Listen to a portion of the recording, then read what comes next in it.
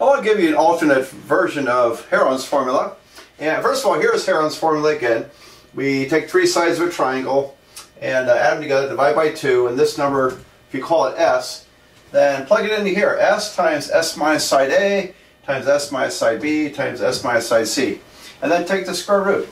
Now the units are correct because these are all length units. And length times length times length times length is length to the 4th power, but when you take the square root, you get length to the 2nd power, which is an area unit.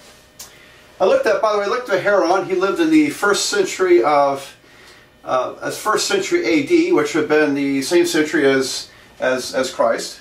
And Heron of Alexandria, and or Hero of Alexandria. Again, I don't think they've ever resolved what's his correct name.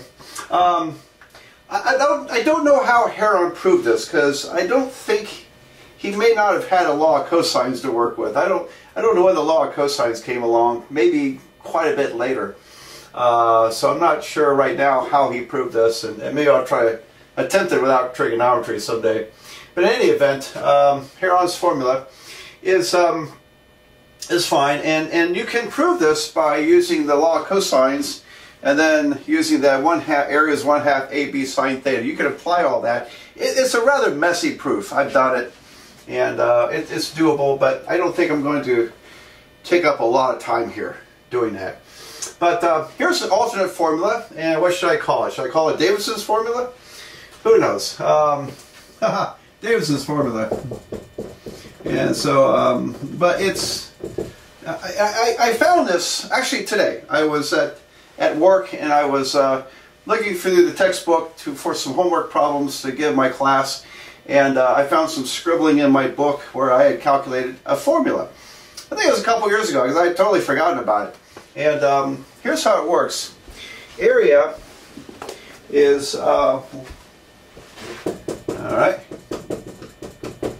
1/4 times the square root of, alright, now I got A plus B squared minus C squared times C squared minus A minus B squared. There we go. So there's the formula. Okay. But I'm sure I got it by plugging S into here to eliminate S. And so it's not a difficult thing to do, but it is rather messy. The algebra is very messy. So and again, I don't think I'm going to try to walk you through tons of algebra here to go from this to here, but it's simply a matter of replace S into there, and you end up with that. I'm pretty sure that's where I got it from. I don't know where else I would have got it from. All right, so a little while ago we had a triangle. Now what was that triangle? It was 13. Oh boy, there we go. 42, 13, and 36. Now, let me write that a little neater. I think that was our triangle. I wish I had copied it down. So 13, 36, 42, and we got something like 108 degrees here, 109 degrees for that angle. Now A, B, and C, it doesn't matter how you label them. It really doesn't. I'll go in numerical order from low to high. So I'll call 13A, B is 36, and C is 42. All right, great. Well, let's see what happens. So the area is 1/4 times the square root of, now A plus B is 13 plus 36. That's 49, so I have 49 squared minus 42 squared. And then I've got C squared is 42 squared minus A minus B is 13 minus 36. And so what is that? 13 minus 36 is negative 23 squared. There we go. When we square the negative 23, it's going to come out positive. So I could just say 42 squared minus 23 squared. It would work. All right, so let's see what happens. So I got 1/4, and let's see, 49 squared minus 42 squared is 637. And then 42 squared minus 23 squared is 1235. Alright, so I'm going to multiply those together inside the square root times 637. I get a big number. I'm going to take the square root of my big number and then divide by 4, and I get 221.7, which I think that was the answer we had before, wasn't it? Yep, it was. So it worked out perfectly. So okay. So up to you. If you're my student, up to you which one you like to use, Heron's or my formula. And it's not too fair to call it mine because I'm sure that's not original work.